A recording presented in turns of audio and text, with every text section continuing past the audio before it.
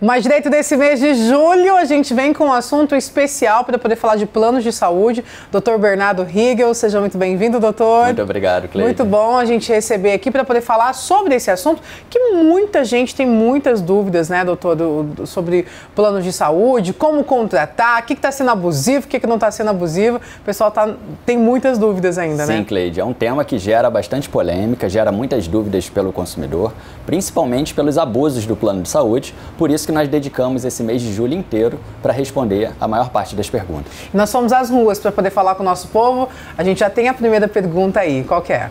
Doutor, quais os principais direitos e obrigações do plano de saúde? E aí, doutor? Importante pergunta, Cleide, porque para toda relação de consumo gera direitos e obrigações, não só para o consumidor, como também para o plano de saúde. As principais obrigações do plano de saúde são cumprir com o contrato oferecido e com o plano contratado, não limitar a utilização de serviços como consultas, a ANS proíbe a limitação de consultas, não criar óbices para internações, principalmente se a internação ocorrer por um período maior do que o esperado. O consumidor tem o direito de manter a sua internação do paciente e o plano e o hospital têm que cumprir, um com a obrigação de prestar serviço e o outro com a obrigação de custear o serviço. Outra obrigação muito importante que deve ser cumprida pelo plano de saúde é em relação ao respeito das carências, Cleide. Sim. Quando o consumidor ele adere a um plano novo, ele tem que respeitar certas carências. Por exemplo, para consultas, 24 horas.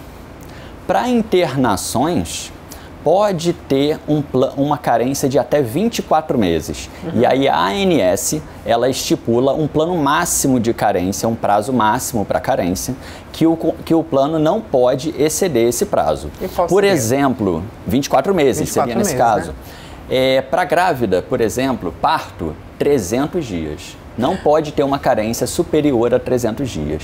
E aí, quando tem doenças pré-existentes? Doenças pré-existentes também, a ANS estipula um prazo máximo de 24 meses.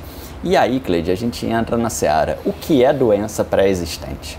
Muita gente tem dúvida, né, doutor, da doença pré-existente, se o plano pode se negar a ter esse paciente, né, esse cliente, digamos assim. Pode, por exemplo, alguém que já tem um câncer, eu quero que o senhor explique aqui pra gente, porque o câncer é uma doença pré-existente, uma das doenças pré-existentes. Pode se negar de ter esse paciente aí? Como que é? Então, Cleide, esse tema é bem polêmico. Doença pré-existente. Afinal, como que vamos saber se possuímos uma doença pré-existente? Sim. Todos nós vamos padecer de algum infortúnio em algum momento da vida. Então, a doença pré-existente, ela é caracterizada pelo diagnóstico médico. Simples realização de exame sem diagnóstico médico não caracteriza doença pré-existente. E esse ponto é muito importante, Cleide, principalmente quando o consumidor ele migra de um plano para o outro. Sim. Quando ele migra de um plano para o outro, a lei permite ao consumidor o uso da portabilidade de plano de saúde. E nessa portabilidade, há também a portabilidade de carência, ou seja, se o consumidor ele cumpriu a carência dele no plano de saúde anterior, ao migrar para o plano de saúde novo, ele talvez não precise cumprir novamente a carência, porque a portabilidade lhe dá esse direito. E como que o plano de saúde hoje, doutor, ele, falando ainda sobre a doença pré-existente, porque colocamos no cenário aqui uma pessoa que não tem um plano de saúde e que resolveu fazer o plano de saúde. Como que o plano hoje fala que não quer, por exemplo, esse paciente porque ele tem uma doença pré-existente? Como que ele descobre isso? Tem como provar isso judicialmente? O paciente nem sabe. Importante questão, Cleide. Primeiro, o plano não pode recusar o consumidor a aderir a determinado plano.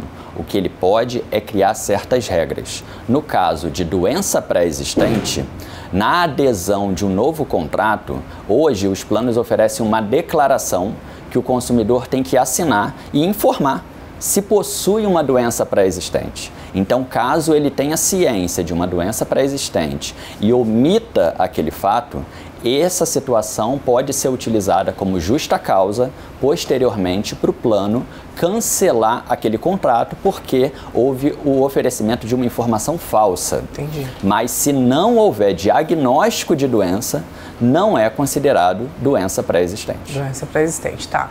Tem mais gente querendo falar com a gente, bora ver? Vamos ver. Doutor, quais são os direitos do consumidor perante os planos de saúde? É uma pergunta parecida com a anterior, né, doutor? Falando aí de direitos, né? Exatamente. É aquela relação de consumidor com plano de saúde, é sempre uma relação de direitos e deveres. Então, o direito do consumidor ser atendido, receber o serviço conforme contratado, não sofrer limitação por carência não prevista no contrato ou contra a lei, não ter o consumidor idoso algum tipo de limitação para contratação e utilização daquele plano, ou seja, são diversos direitos relacionados na seara da relação médico-paciente, plano de saúde médico. Doutor, uma outra dúvida também que a gente tem, e inclusive uma telespectadora nos mandou, é sobre cirurgias plásticas. Tem um plano de saúde, vou precisar fazer uma internação. O plano de saúde tem obrigação de cobrir ou não? Então, Cleide... É um fato que as pessoas têm muita dúvida. Poxa, eu vou ter que pagar a internação, mas eu já tenho um plano de saúde, e aí? Esse ponto inicia com aquela palavra que ninguém gosta, depende. Depende. Primeiro, o consumidor tem que ver se no seu contrato ele aderiu à cobertura integral ou à cobertura mínima. Na cobertura integral, não pode haver qualquer limitação para fins de internação. Na contratação da cobertura básica, que é aquela cobertura mínima, o plano pode se negar a oferecer certos serviços desde que estejam identificados no seu contrato. Agora, em relação à cirurgia plástica, essa cirurgia plástica a gente tem que dividir em dois tipos de cirurgia. Cirurgia estética ou cirurgia restauradora. Na cirurgia estética, não está coberta pelo plano de saúde. Não está coberta. Na cirurgia restauradora, aí sim o plano de saúde tem que cobrir. Que é uma outra questão, né? Israel tem uma pergunta aí, não é não, Israel? Tem uma pergunta aqui, Cleide. Na verdade, um amigo tem o pai já bastante idoso, pediu para perguntar para o Dr. Bernardo o seguinte: nesse caso do plano, muitas vezes a gente sabe que o idoso sofre para contratar um plano de saúde. Na verdade, ele mandou duas perguntas em um, viu, Dr. Bernardo? O plano de saúde ele pode recusar a contratação de um idoso? E na questão do aumento abusivo do plano, justamente por ele ser um idoso, como é que faz essa questão? É uma questão bastante delicada, né? Então, Israel, eu novamente vou falar que é um tema polêmico, ou seja, em relação a plano de saúde, praticamente todos os temas são polêmicos. Por quê? Porque lidamos com saúde, lidamos com vida. Primeira pergunta, o idoso pode ser negado a adesão no plano de saúde? Não. O plano de saúde não pode negar a adesão de qualquer consumidor, quer por estado de saúde, quer por faixa etária. Segunda pergunta seria em relação aos reajustes abusivos. A ANS determina que o reajuste ocorra por faixa etária nos planos individuais. E desde o advento do Estatuto do Idoso, a lei veda qualquer acréscimo de valores a partir de 59 anos. Ou seja, quando o consumidor se transforma em idoso legalmente, que é o quê? 60 anos, não pode haver reajustes por faixa etária, e sim por decurso de tempo. Justamente para evitar que aquele consumidor que começou a contratar o plano com 20 anos, no alto grau da sua saúde, Sim. e vem contribuindo, vem utilizando, no momento da sua velhice, que ele necessitar mais do plano de saúde, ele não pode sofrer um acréscimo de valores absurdos. E, principalmente, dentro do critério de idoso, existe o idoso inicial, e hoje existe até o super idoso, a partir de 80 anos. Imagina a faixa etária desses idosos que necessitam obrigatoriamente do plano de saúde serem surpreendidos com aumentos abusivos. Isso é vedado. E é muito triste, né? Porque a gente sabe que é uma realidade, doutor.